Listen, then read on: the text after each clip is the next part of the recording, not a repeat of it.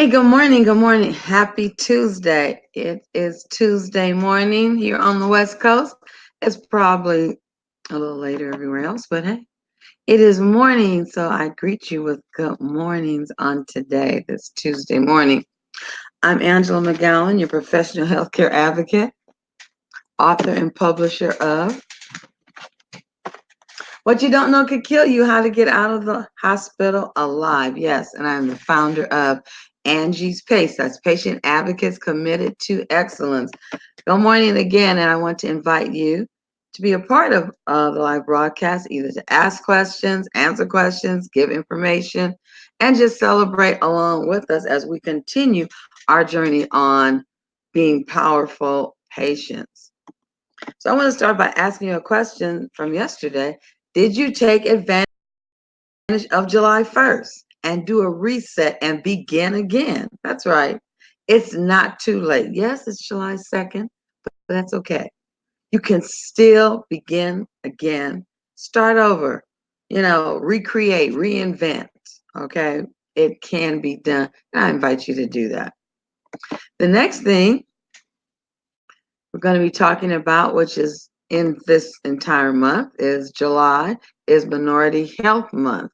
Quite a few things going on in July, but we will also, talk about that, July, mental health. And in regards to that, and in line with what I talked about yesterday, I pushed, I pushed the wrong button. Wait a minute. Let's see what it's going to say. Okay. All right. This is what you need to do. You need to get clarity about counseling, okay? About psych meds, mental health time off from work. Especially, you need to know about your mental health coverage for your family. You might think that mental health coverage would go hand in hand with medical health coverage, but not so. And what did I tell you about when you want to know something, you know where to go, not just to the portal, but to the end about exclusions. Maybe the last time or when you first began work, there was an awesome mental health program with a lot of benefits, but now there are exclusions even there. Are you familiar with on site help from your employer right there? Maybe that might be something restricted only to you as the employee. But think of it, you have benefits and you have on-site help. What a great package. And that is something that most employers offer, but many of the employees do not ever take advantage of. And there's some serious reasons why, and we'll cover all those things this month. But one thing is like there's a stigma, or people will think like you're crazy, things like nobody wants to be thought of in a way that makes them look bad or makes them look weak or whatever. So that's some things that have to be worked around. And we can do that through knowledge, education, clarity, and understanding about what mental health is and how to get it, keep it, maintain it, all of those things. So we're going to talk about our topic today, Minority Mental Illness Month is what it is this month. And there's a few things, this wasn't what I was going to talk about today. I'll tell you right now. It wasn't what I was going to talk about today. I was going to continue on with what I talked about yesterday, and that is about our not really knowing about our packages medically, especially when it comes to medication. But this morning, I woke up to some really disturbing news about someone that is really close to me and that I have known, more than 25 years. We've worked together and been intercessors together, actually pray like 7 days a week, part of it. And it's just hard to think that right now, I just saw her less than 10 days ago, and last night she was on life support. And you're probably thinking, what does that have to? Well, it has a lot to do with it because it's a mental health issue that took her from where we were many years to where she is currently. So let's talk about those facts. I'm not going to just give you a lot of information and numbers, even though I have that and we'll cover about that. But I wanted to talk about a few other things that are facts, and then some personal things, more personal, yeah, more personal things. And the number one thing when it comes to mental illness, here's the kids: loneliness. Loneliness. Now, let me just tell you what the facts are about loneliness, okay? And this all goes into how people deal with being alone and a mental issue. Loneliness is considered to be as devastating as smoking. Loneliness is the new smoking. It is equally as bad for you as inhaling 15 cigarettes a day. Okay, that's a whole secondhand smoke thing. As inhaling 15 were you aware that loneliness can shave off to 8 years of a person's life expectancy? Minority or not, 8 years. And that the mortality risk of loneliness is greater than that of obesity. Point blank, period. Have you ever known that? That with all the things that come with obesity and all the problems that come with it, that loneliness presents a greater risk of mortality than obesity does. And that loneliness shaves off 8 years of a person's life.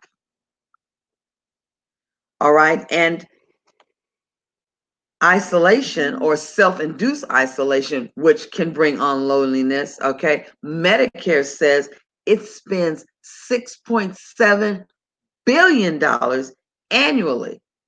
People that lock themselves in, won't come out of the house. A lot of things have to, services that are rendered, all of that is packaged together. Now, fortunately, when we're talking about getting a healthy mental living, is to live with purpose and friendship. Those are two unique ingredients for a long life. What are they? Or we would call them your attitude and your lifestyle. How you perceive your day, how you think of yourself, how you have confidence in yourself. But the evidence shows that a good attitude and filled with optimism, right? During the aging process, as we mature, all right, has a profound impact on your health. And it can add up to 7.5 years on your life. Yeah. And you might say, wow, yeah. But remember, when we're talking about people who are dealing with mental illness, they're not able to grasp what I'm saying or able to apply it because they're in the thick of it at this point. Now, there's another set of facts that I call them the Siamese twins. One is depression, it's anxiety and depression, those two. Okay.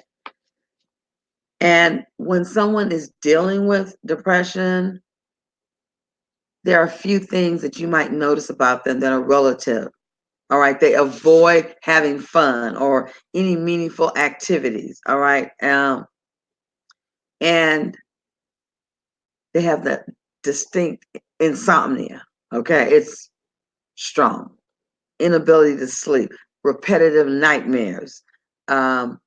They are always exhausted. All right. Severe tiredness. And you could say, look, you don't work. What are you doing? Just the lack of ability to remember details and to concentrate. Now, something might have just happened. And they said that, and I'm not talking about Alzheimer's or dementia. I'm talking about depression that will take you to a place that you cannot remember what you just did a few hours ago. Feeling overwhelmed, inadequate, wanting to just give up. Okay. Chronic inability. Oh, they're always in a bad mood. And the inability to talk about their truest feelings and experiences to those that they have been close with or even are related to. Now, like I said, I woke up to some news about someone I love and care about that they're on life support. and just knowing their journey.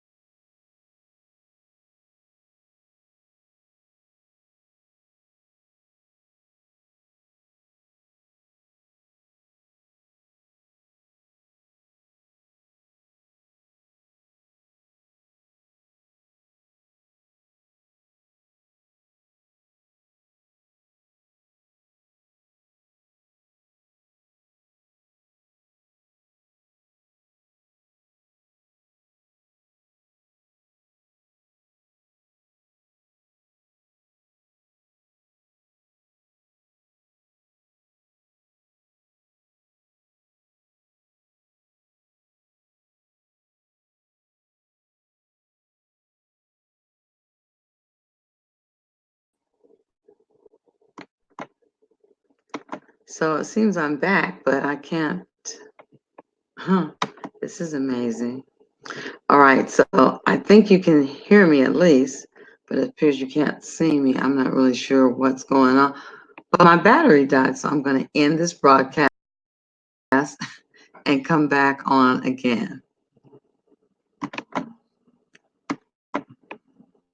See if I now can I even end the broadcast.